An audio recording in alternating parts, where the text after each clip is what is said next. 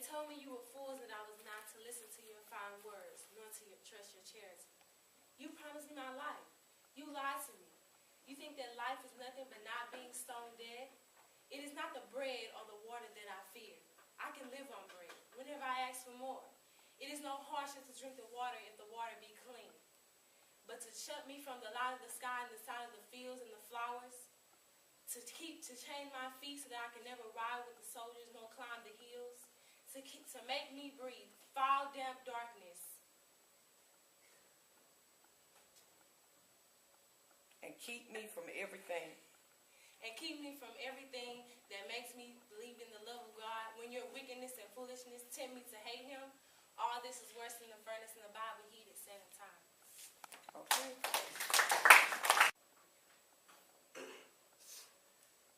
Yes, they told me you were fools, and that I was not to listen to your fine words nor trust in your charity.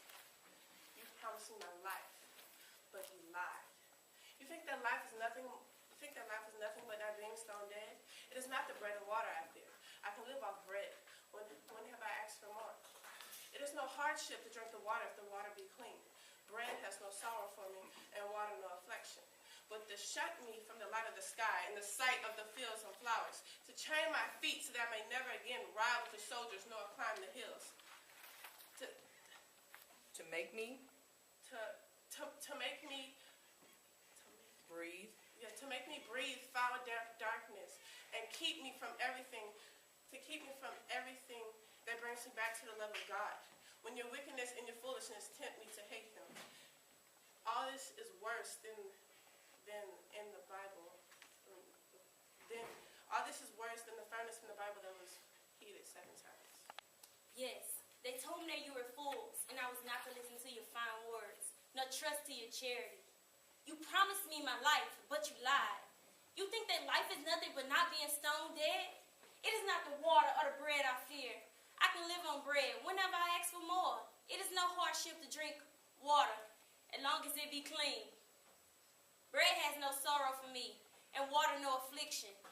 But to cut me from the light of the sky, and the sight of the fields and flowers, to keep me from everything that brings me back to the love of God. Boy, for shame, the wind sits in the shoulder of thy sail, and you are stayed for. There, my blessing with thee. And these true perception of memory, look thy character, give thy thought no tongue, nor any unproportioned thought is at. Be thou familiar, but by no means vulgar. And those friends thou hast, and their adoption tried, grapple upon to them with hooks. Hell yeah. Standing on the corner, walk, don't walk. You look away, trying not to catch my eyes, but you didn't turn fast enough, did you? You don't like my rhapsody voice, do you? I got this rhapsody voice, because nobody around here ever listens to me. You don't like that I scratch so much. Yes, and excuse me. I scratch so much because my nerves is on fire. And I'll admit, my smile isn't at its Pepsid and best. Because I think my caps must have somehow caught osteoporosis. And if my eyes seem to be twirling around like fruit flies, the better to see you with. Amazing manifest. To wake up, you're on that survey in a hot summer morning.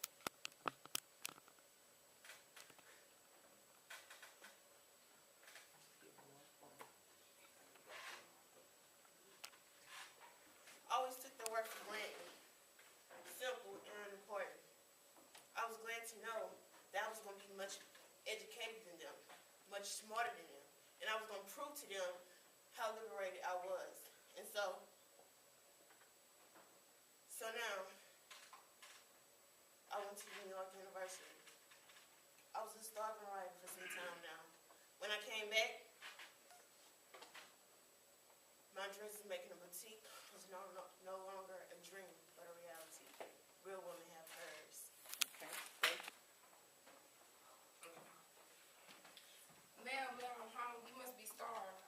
lunch in a second.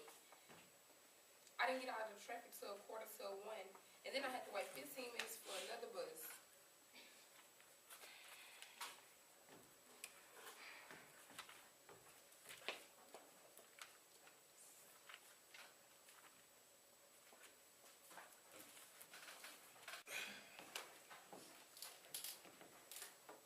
Well, 6 or 7 years after high school.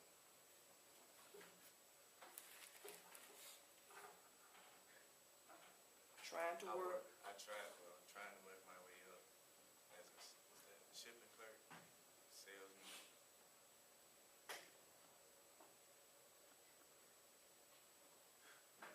Business. Didn't I forgot? And I wanted everyone to know how much smarter I was. Smarter than they would ever know. They started to then judge us. Judge us women on the things that we did. The sexual things we did.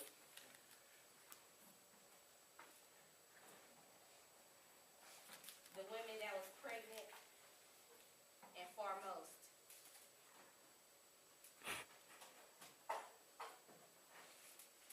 I wanted them to know and feel that I can help others, but I can also help myself. All women have curves too. Well, I spent 6 or 7 years after high school trying to work myself up. Shipping clerk, salesman business or one kind of another. And it's a measly matter of existence. To get on that subway on hot mornings in the summer, to devote 50 weeks for the sake of a 2-week vacation. To desire to be outdoors with your shirt off. And that's how you build your...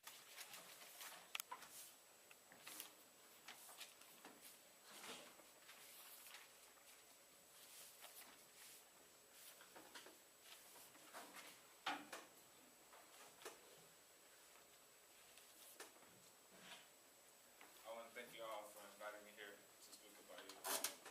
See, I was 56 years old, and I know there's something about me. The first thing I know is you're the super flat. It's older than brief speculation, and it's the sign that means bounce back is remarkable. But it's that sweetness that we are all victims of, all of us. The sweetness and the slut. One of those fellows in the Shakespeare stuff said, I am not what I am. See, he wasn't like Papa.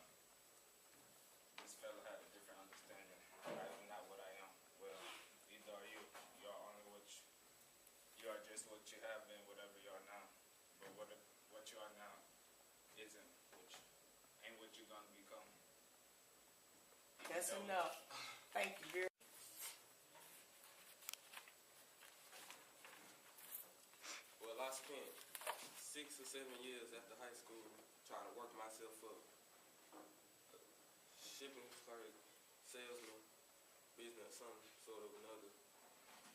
It's a measly manner of existence.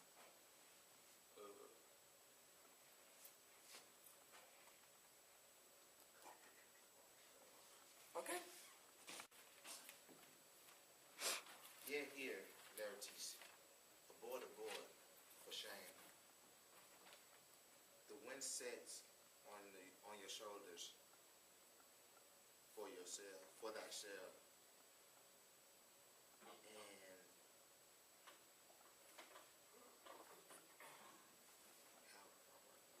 And you are stayed for.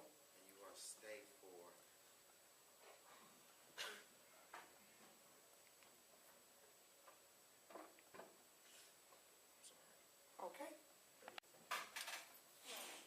I was not proud to be working at the beginning. I was only educated to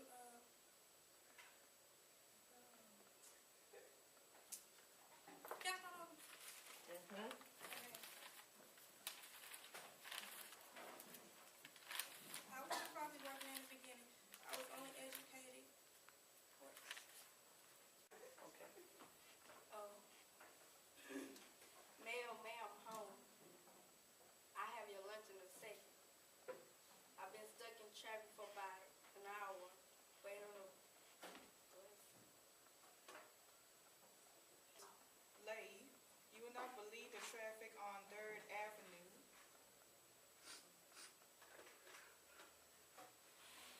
I just don't have time. I just don't have time. Mr. Cooper, Mr. Cooper wants me back at the office because we have a ton of work to do.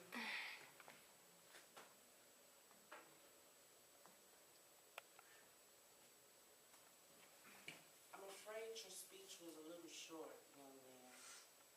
You could have said all sorts of things. Let me give you a few examples. Aggressive. With a nose like that, I have it amputated.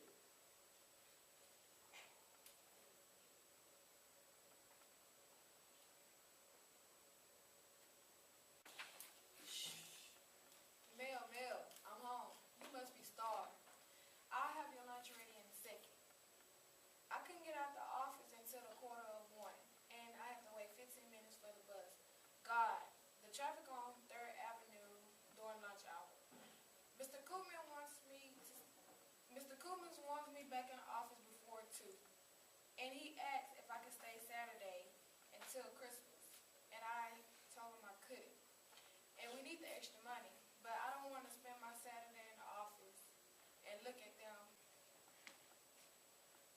I'd like to thank you all for inviting me here today. See, I was 56 years old, and I know something about youth. The first thing I know is that youth is sweet before flight. It's older.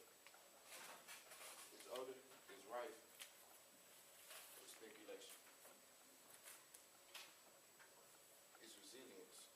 That means bounce back. It's remarkable. But see, it's the sweetness. The sweetness is the sweetness that we're all the victims of. All of us.